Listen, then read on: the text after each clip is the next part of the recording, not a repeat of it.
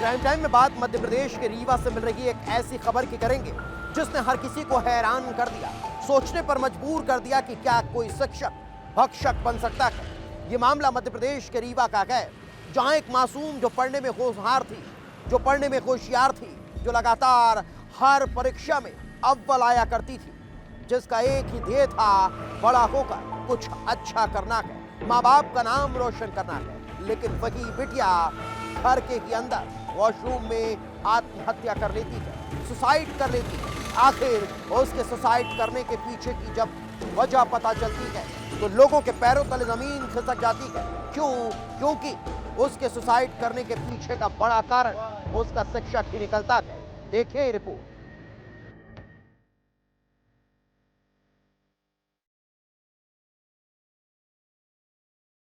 तारीख 30 नवंबर, जगह रीवा, मध्य प्रदेश। वारदात सुसाइड।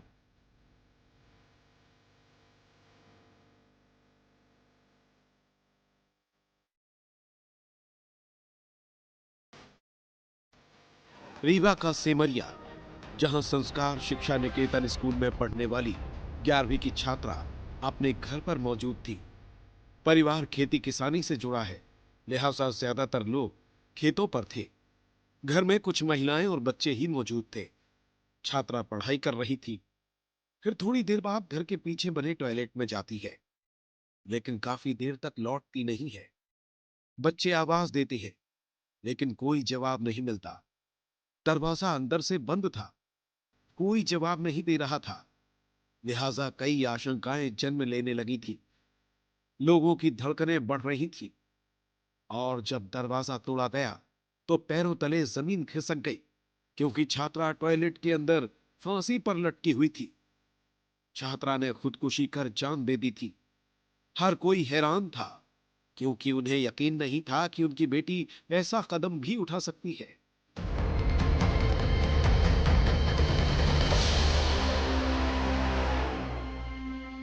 कहीं न कहीं कुछ न कुछ ऐसा लगता है कि वो कोई राज छुपाए हुए थी, कोई उसको ब्लैकमेल टाइप से कर रहा था।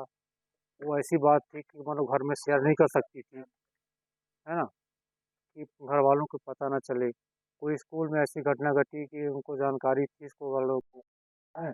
अब यहाँ जानकारी मिले, हैं? हर चीज़ शेयर करती थी, लेकिन इस चीज़ को शेयर नहीं किया उसने।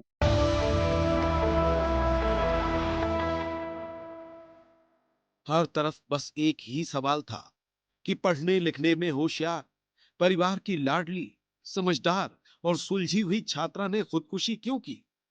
क्या वो घर में किसी बात को लेकर परेशान थी? क्या वो किसी तनाव में थी? क्या कोई मनचला उसे परेशान कर रहा था? क्या कोई उसे ब्लैकमेल कर रहा था?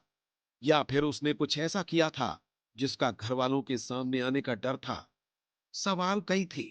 तभी छात्रा की बड़ी बहन ने पुलिस को कुछ ऐसा बताया कि उसकी खुदकुशी का कनेक्शन स्कूल से जुड़ने लगा। पूछताछ में पता चला कि वो क्लास में ही पढ़ने वाले एक लड़के से बात करती थी। तो क्या उस लड़के और छात्रा के बीच कोई कनेक्शन था? क्या वो लड़का परेशान करता था, या फिर दोनों के बीच कुछ ऐसा हुआ कि छात्रा ने खुदकुशी कर ली? पुलिस जांच में जुट चुकी थी, लेकिन अभी तक कोई ऐसा सुराग नहीं मिला कि लड़के को दोषी माना जा सके। साथ ही छात्रा का मोबाइल भी लॉक है।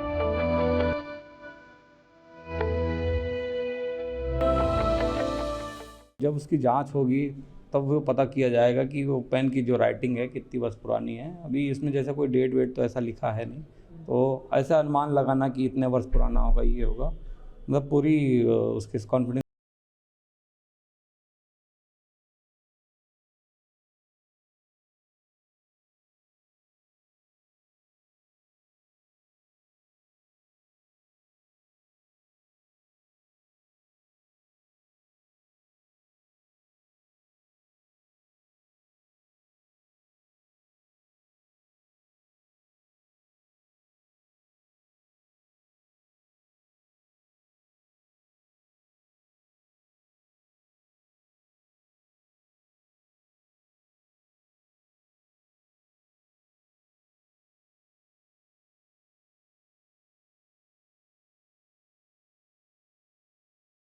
दिखाओ। बेंच के ऊपर ऐसे ही हाथ पकड़ लेता था और बोलता था कि देखो कितना ठंडा है मेरा हाथ। तो कभी पनिशमेंट देने के बहाने मेरी उंगलियों को बीच में पेन डालकर जोर से दबाता था। आखिर ये सब क्या है? तो क्या टीचर उसे सजा के नाम पर प्रताड़ित कर रहा था? क्या उसे गलत इरादे से छूने की कोशिश करता था? क्या वो कुछ ऐसा कर रहा था जिसे छात्रा बर्दाश्त नहीं कर पाई? परिजन के मन में भी बस यही सवाल है। उनका मानना है कि छात्रा घर में सबकी लाडली थी। घर में ऐसा कुछ भी नहीं हुआ कि वो ये कदम उठा ले। जो भी हुआ है स्कूल में ही हुआ है, लिहाजा दोषियों पर सख्त कार्रवाई होनी चाहिए।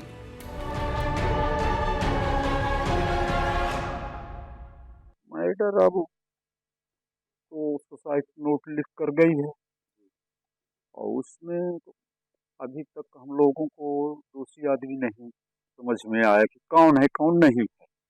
उसके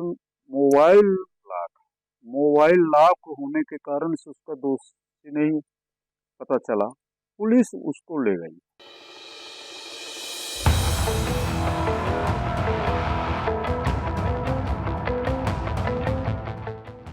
पुलिस ने छात्रा का मोबाइल और सुसाइड नोट दोनों जब्त कर लिए हैं। सुसाइड नोट की बारीकी से जांच की जा रही है कि आखिर ये कब लिखा गया। क्या ये उसी छात्रा ने ही लिखा है? क्या उसमें लिखी बातें पूरी तरह सच हैं? लेकिन पुलिस के सामने अब सवाल ये है कि आखिर स्कूल के किस टीचर ने लड़की को टॉर्चर किया है?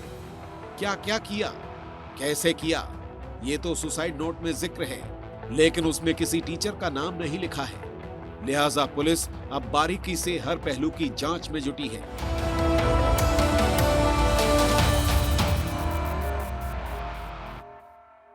ये मामला है थाना सिमरिया क्षेत्र के एक गांव का है, जिसमें एक 16 वर्ष की बच्ची ने जो है घर पे टॉयलेट पे जो है फांसी लगा के आत्महत्या कर ली है। जिसमें ये है कि उसके जो पढ़ रही थी चूँकि वो, तो उसकी जो बुक्स वगैरह चेक की गई तो एक कॉपी में कुछ चीज़ें लिखी हुई हैं, 5 तब आगे पीछे मिला के देखा जाए तो 10 पन्ने करीब हैं, जिसमें कुछ बातें लिखी हैं दोस्तों के साथ कि उसका कैसा व्यवहार था और अपनी सहेलियों के लिए, और टीचर के संबंध में भी लिखा, पर उसमें नाम नहीं अभी तक स्पष्ट लिखा हुआ। उसकी हमने उस किताब को जब्त कर लिया है, कॉपी को जिसमें लिखा था उसने, और उसकी जांच की जा रही है।